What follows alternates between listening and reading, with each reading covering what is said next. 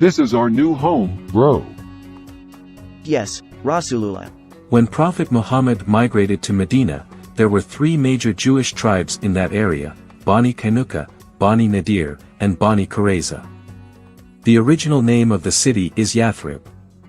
Later, the Prophet changed the name to Medina and Nabi or City of the Prophet. This is the fort of Bani Qaynuqa.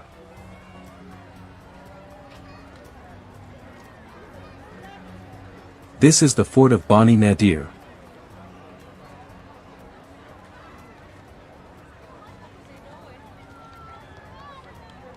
Huyay ibn Akhtab was the leader of Bani Nadir. This is his family. He is the father of Safiya bint Huyay, a teenager who was considered by many as the most beautiful girl in Medina. At that time, she was about 15 years old. She was her father's favorite child. The people of Bani Nadir owned palm tree plantation, which was their source of income. They were proud and joyful of their plantation. Prophet Muhammad hated the Jews because they rejected him as a prophet, did not want to submit to Islam, and did not want to give him enough money for his needs. One day, Prophet Muhammad sent Abu Bakr to meet a prominent rabbi, named Rabbi Finhas ibn Azora, in his place, to ask for money. Rabbi Finhas, woe to you, fear Allah and embrace Islam, for by Allah you know well that Muhammad is the messenger of Allah who has brought the truth to you from Allah.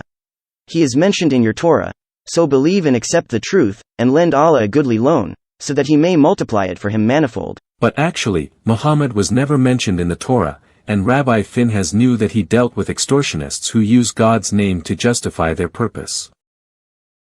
O Abu Bakr, you claim that our Lord is asking us to lend him our wealth. Yet, it is only the poor who borrow from the rich. And if what you say is true, it follows that Allah is poor and we are rich, for if he were rich he would not ask us to lend him our wealth. We have no need of Allah, but he has need of us. We do not beseech him as he beseeches us. We are independent of him, but he is not independent of us. If he were independent of us, he would not ask for our money as your master Muhammad does. He forbids usury to you, but pays us interest. If he were independent of us he would give us no interest. I swear by him in whose hands my life rests that if there were no treaty between us I would have struck off your head, you enemy of Allah. Prophet Muhammad was angry because the rabbis did not want to give him money. Quran, Surah Al-Imran, verse 181. Indeed, Allah has heard the statement of those Jews who said, Verily, Allah is poor and we are rich. We shall record what they have said as well as their unjust killing of the prophets, and we shall say, Taste the punishment of the burning fire. They are so arrogant, they think they know everything about faith and God. Wait until we are strong. We will get rid of them, for sure.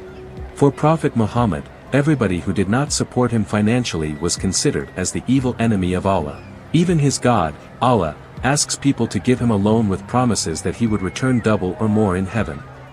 These are the verses in which Allah asks for a good loan or mortgage. Quran, Surah Al-Baqarah, verse 245. Who will lend to Allah a good loan which Allah will multiply many times over? Quran, Surah Al-Ma'idah, verse 12. Allah said, Lend to Allah a good loan, I will certainly forgive your sins and admit you into gardens under which rivers flow. Quran, Surah Al-Hadid, verse 18.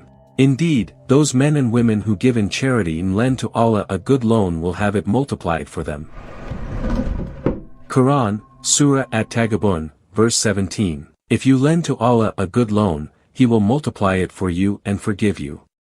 By the way, I will take all of those loans from you. Allah will pay you back, after you die, and, if, you go to heaven.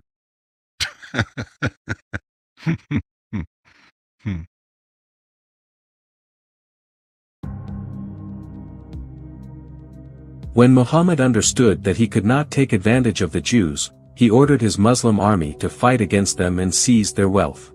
At this moment, I already exiled the entire Jewish tribe Bani Qaynuqa from Medina. Now I need to get rid of the Bani Nadir and take over their wealth. I just have to find an excuse to do so. The excuse came when a Muslim named Amir ibn Umayyah killed and robbed 2 people from Bani Amir. Muhammad accepted his 20% share of the loot. I have to ask Bani Amir not to retaliate and kill you by paying them the bloodwit. Who will pay for that? I will ask the leaders of Bani Nadir to pay for it, since they signed the Medina Treaty with me. I thought that the Medina Treaty was to fight together against invaders? How could they be reliable for the killings committed by him? Just trust my plan. Let's go to meet them. So, Prophet Muhammad and his Sahaba went to the Bani Nadir fort and met the leaders of Bani Nadir.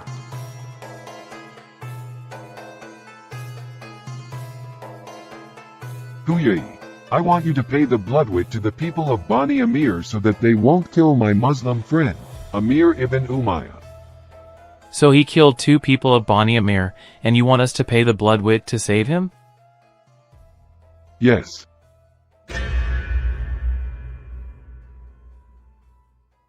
Let us discuss this among ourselves.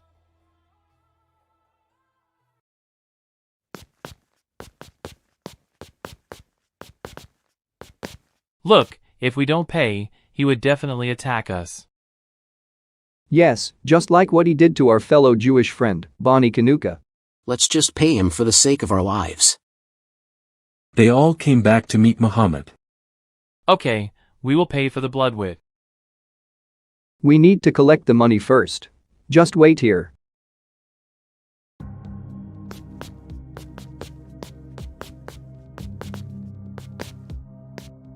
Muhammad was very disappointed with their decision. He was hoping they would reject his ridiculous demand and give him a reason to attack them. But they didn't take the bait. I have to come up with another plan.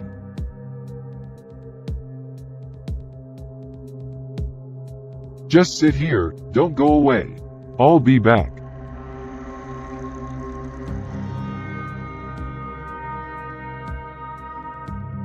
But he never came back.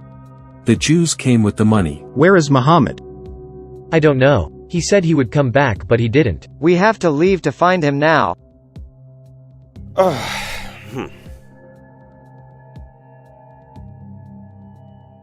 They went to the mosque and found the Prophet there. Why did you leave us there? Oh, the Jews wanted to kill me by throwing a rock from the top of the wall behind us. I didn't see that. How did you know about that? Jibril told me.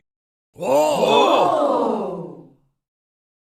Anyway, because of their evil plan against me, now we have to retaliate. Ali, lead our army to attack them. Yes, Rasulullah. In the Life of Muhammad by Ibn Ishaq, translated by Guillaume, page 437, it is written that Amir bin Jahash from Banu Nadir decided to throw a rock to kill Muhammad while he was in their fort. The footnote explains that this part of the story has been attached to this incident. Obviously, if the Prophet had overheard their design, there was no need for a supernatural communication from heaven. Most likely, Ibn Hisham, the editor of Ibn Ishaq's writings, added and fabricated this incident.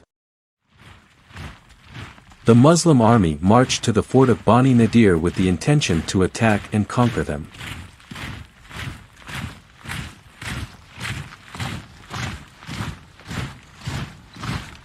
Before the Muslim army attacked, the people of Bani Nadir had already run to their fort for safety. Cut off their palm trees and burn them. The Muslim army cut their palm trees. Then they burned them up. Sahih Muslim, chapter 19, hadith number 4326. Abdullah bin Umar reported that Allah's apostle burnt the date palms of Banu Nadir. Sahih Bukhari, volume 1, book 8, hadith number 420. Narrated by Anas, the Prophet ordered that the graves of the pagans be dug out and the unleveled land be leveled and the date palm trees be cut down. What kind of person can do something like this?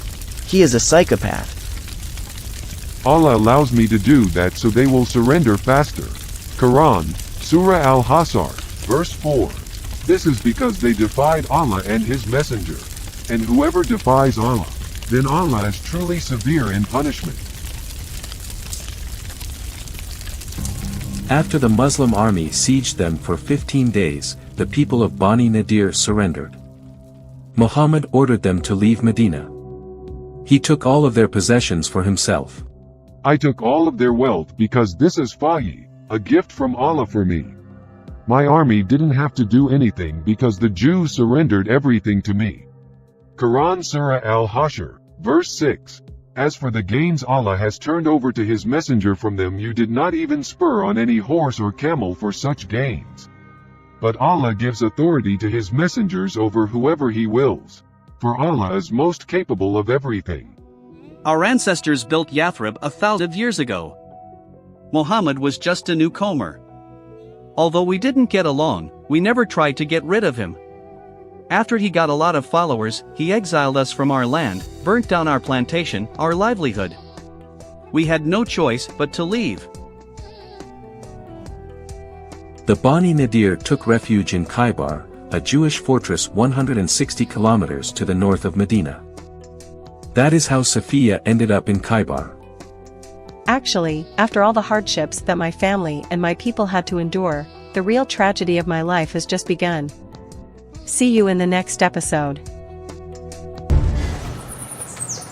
The Khaybar oasis was one of the most fertile and richest areas of Western Arabia. The Jews' inhabitants were mostly farmers who lived in a half of a dozen fortresses.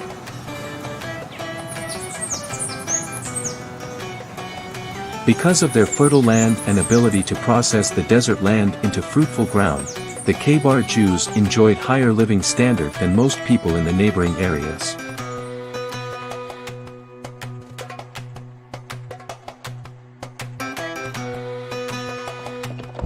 A year after the expulsion from Medina, Huyai ibn Akhtab decided to come back to Medina. There was an urgent matter that he needed to take care of. His intention was to help his friend, Ka'b ibn Asad, who was the leader of the Jewish tribe Bani Qurayza, the last Jewish tribe of Medina.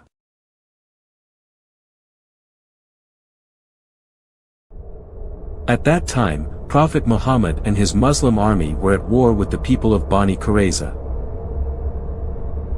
Huyai was in the fortress of Bani Qurayza when they surrendered to Prophet Muhammad. But the Prophet had no mercy for the Jewish prisoners of war. Let's see the explanation from Sirat Rasul Allah by Ibn Ishaq, page 464. Then the apostle went out to the market of Medina, which is still its market today, and dug trenches in it. Then he sent for them and struck off their heads in those trenches as they were brought out to him in batches. There were about 5 prisoners in each batch. They were forced to kneel facing the trench, in front of the Prophet. And then the soldiers did their jobs. Among them was the enemy of Allah, Huyai ibn Akhtab, and Ka'b bin Asad, their chief. How many Jewish prisoners did the Prophet kill on that day? There were 600 or 700 in all, though some put the figure as high as 800 or 900.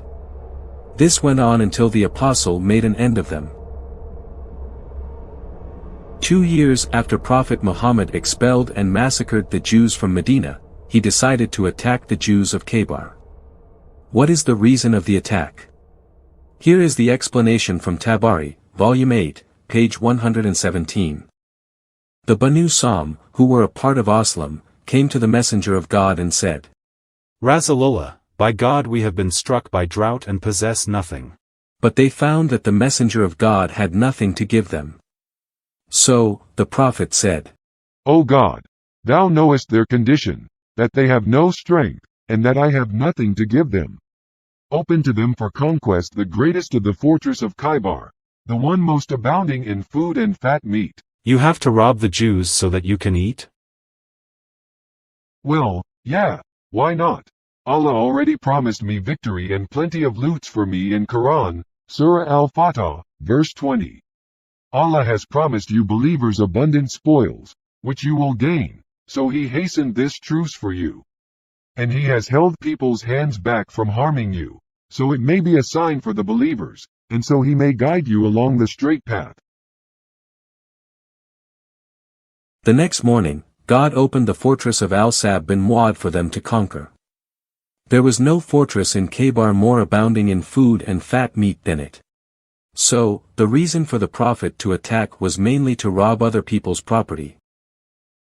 Sahih Bukhari, Volume 5, Book 59, Number 510. Narrated Anas bin Malik, we reached Khaybar early in the morning.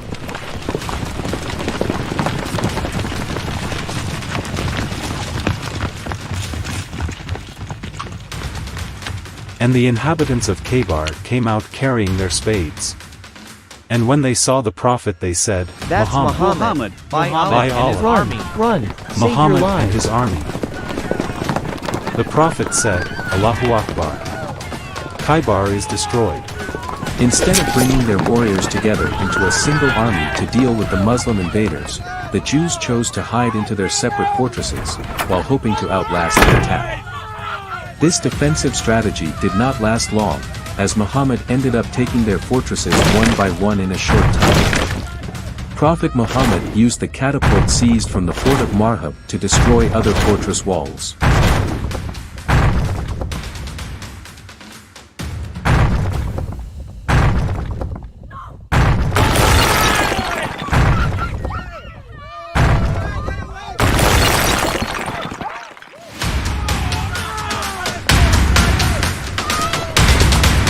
Kenana ibn al-Rabi was the leader of the Kataba fortress of Khaybar.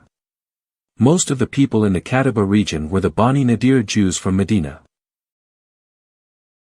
Kenana was the husband of Safiya bint Huyai. They both were just getting married. Their happy and peaceful moment ended quickly when the Prophet attacked and conquered Fortress Kataba. Kinana was captured and brought to the Prophet because the Prophet wanted to take away the treasure of Bani Nadir. Kanana, where did you hide the treasure? Treasure? We don't have any. We are farmers, not bandits like you. Mind your language, Kinana. You are talking to a prophet of God. Prophet of God, my Tushi. You are a killer and a rapist.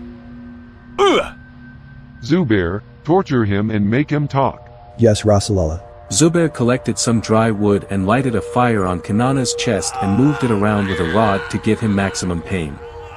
Kinana was already badly injured and bleeding. He passed out without talking. The Kafir passed out. Maslama cut off his head. Yes, Rasulallah. This is from the History of Tabari, Volume 8, page 122-123. Kinana refused to surrender it, so the Messenger of God gave orders concerning him to al-Zubair bin al-Awwam, saying, torture him until you root out what he has. Al-Zubair kept twirling his fire stick in his breast until Kinana almost expired, then the Messenger of God gave him to Muhammad bin Maslama, who beheaded him to avenge his brother Mahmud bin Maslama. According to Waqidi, page 351, all the elite of the Khaybar Jews were slaughtered. All male family members of Kinana were killed as well. As for the nobility of the Jews, and the people of affluence among them, the sons of Abu Waqia, Salam bin Mishkam, and Ibn al-Ashraf, had been killed. The remaining people had no wealth and indeed were laborers. The most exciting part of jihad for Muslims was the distribution of captured women and the plunder.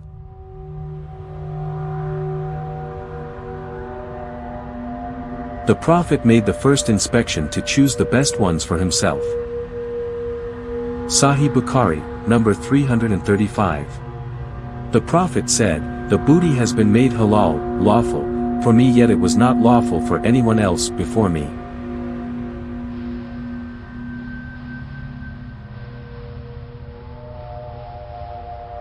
A Muslim soldier named Dihya al-Kalbi was not patient to wait for his booty share.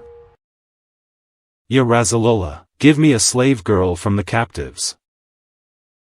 Okay, go get what you want. Dihya ran quickly and grabbed Safiya. You're mine now, Sophia. Hey, I want her too. Oh, no. He got the best one. Ha. You snooze, you lose. If we can't get Sophia, then Dia shouldn't have her either. Yeah. Let's go see the Prophet. At that time, Prophet Muhammad was distributing the plunder. Everything taken from Nada and Shik fortresses would go to the troops. Everything from Katiba region is mine. Dihya took Safiya to his shack.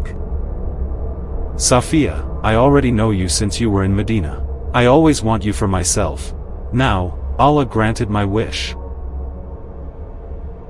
Don't touch me. You will like me, Safiya. How dare you? I'm married.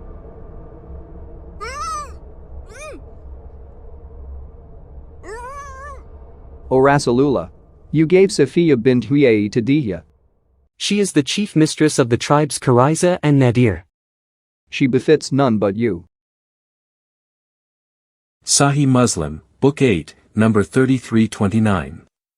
Anas reported, Safiya fell to the lot of Dihya in the spoils of war, and they praised her in the presence of Allah's Messenger and said, We have not seen the like of her among the captives of war. Prophet's 30-man libido kicked in and instantly aroused him. Bilal, go to Dia and bring Sophia to me. Yes, Rasulullah. Bilal went to Dihya's shack.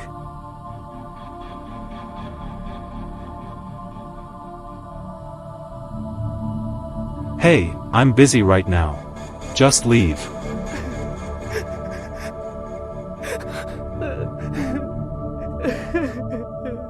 Dihya, Rasulullah wants to see Safiya. Give her to me. No way, he already gave her to me. Hey! Bilal brought Safiya and her sister-in-law to Prophet Muhammad so he could choose one or both of them for the night. Dihya did not give up so easily. How dare you, Safiya is already mine. Upon seeing her brother's slain body, Kanana's young sister becomes hysterical.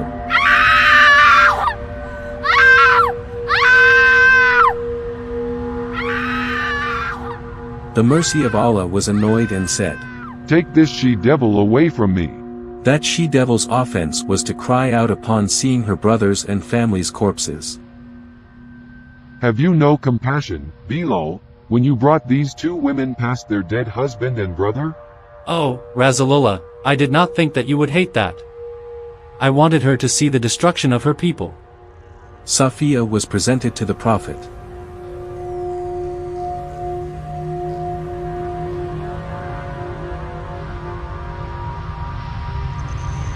Prophet Muhammad threw his robe over Safiya to claim her. Sahih Bukhari, number 2228. Safiya was amongst the captives. She first came in the share of Dihya al-Kalbi, but later on she belonged to the Prophet. But Dihya was not prepared to give in. In Sirat Rasul Allah, Dihya was offered 2 female slaves in exchange for Safiya.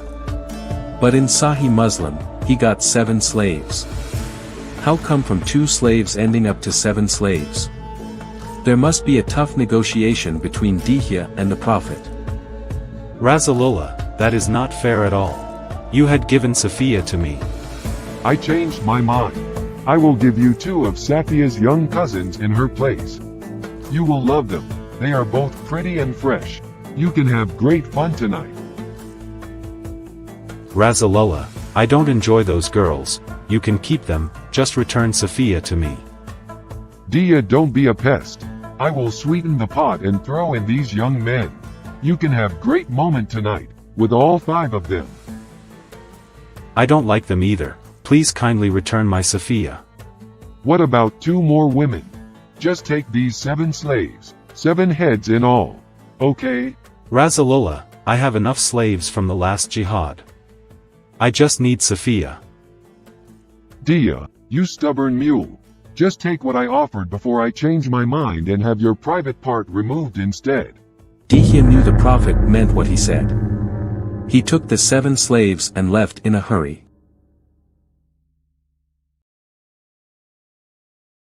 Prophet Muhammad then hurried to his tent with Safiya. When Muhammad made advances toward Safiya, she resisted.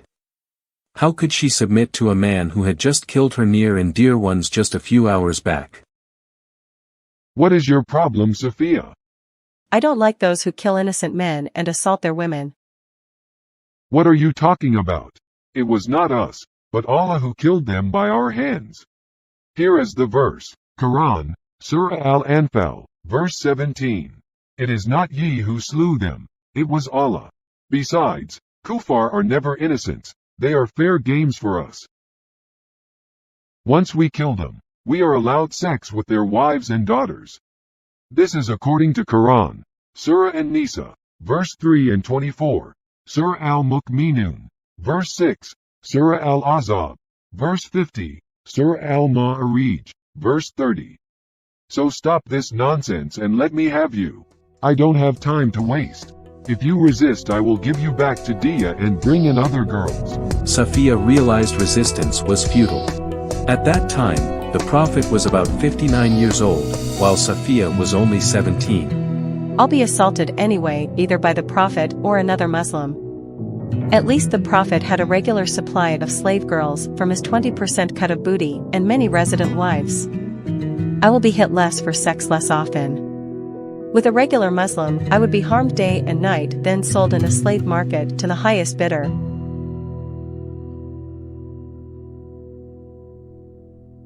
While the Prophet was lying with Safiya, he heard some movement near his tent. He decided to go out and find out who the person was. Who is that?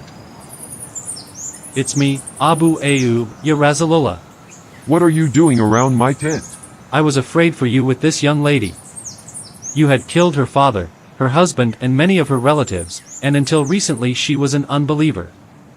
I was really afraid for you on her account and was guarding you. Oh, good. This is from the History of Al-Tabari, volume 39, page 185. Abu Huraira said, while the Prophet was lying with Safiya, Abu Ayyub stayed the night at his door. When he saw the Prophet in the morning he said, God is the greatest. He had a sword with him. He said to the Prophet, O Messenger of God, this young woman had just been married, and you killed her father, her brother and her husband, so I did not trust her not to harm you. The Prophet laughed and said, Good.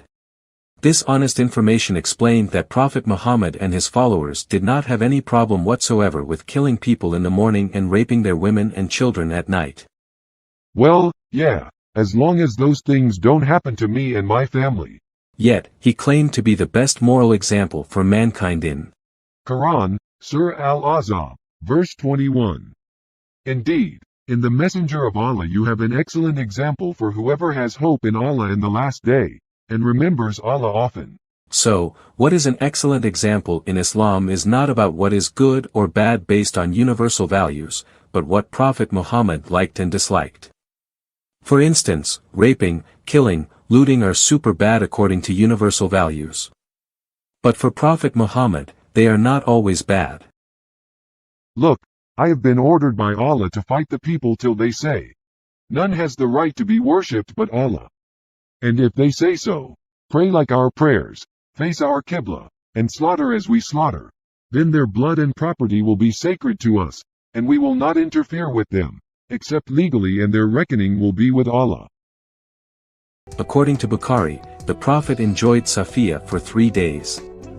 He liked her very much that he then decided to marry her. Sahih Bukhari, number 4212. Narrated Anas bin Malik, the Prophet stayed with Safiya bint Huyai for 3 days on the way of Khaybar where he consummated his marriage with her. Safiya was amongst those who were ordered to use a veil. The veil meant that Safiya became Prophet Muhammad's wife, and that she was no longer a sex slave or concubine anymore. Slave women are not allowed to wear the hijab, according to Islamic law. But, the Holy Prophet was so cheap that he decided not to pay a mahar or dowry to Safiya. Sahih Bukhari, Volume 1, Book 8, Hadith 367. Thubit asked Anas, O Abu Hamza, what did the Prophet pay her as mahar or dowry? He said, herself was her mahar, for he manumitted her and then married her. I don't have to pay Sophia her dowry because that meant I had to pay it to myself for manumitting her. For my kindness toward Sophia, Allah would give me 2 rewards. First is for manumitting Sophia, the second one is for marrying her. She is very lucky to meet a compassionate, generous person like me. Sahih Muslim, Book 8, number 3327. Abu Musa reported that Allah's Messenger said about one who emancipated a slave woman, and then married her, that for him there are 2 rewards. Did he seriously believe that the Lord would give him 2 divine rewards? For what? First, for manumitting me, whom no one but himself had enslaved. Second, for marrying me, the prettiest girl who was 40 years younger than him.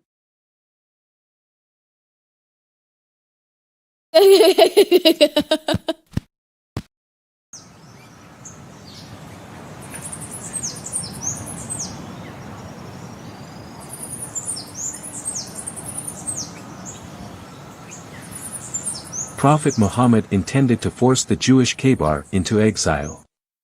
But the Jews talked him out of it by agreeing to cultivate the land and give half of its earnings to the Prophet. The people of Khaybar lost the ownership of their own land. Now, they have to pay jizya to me for living on the same land that is now controlled by me. The jizya is money paid by non-Muslims in order to keep practicing their religion in Muslims' land. Under Islamic law, if the money is not paid, the people are to be killed or enslaved. Tolerance is not free in Islam, okay? Even after paying the jizya for years, the Jewish Khaybar eventually were expelled by Umar when he became the second caliph.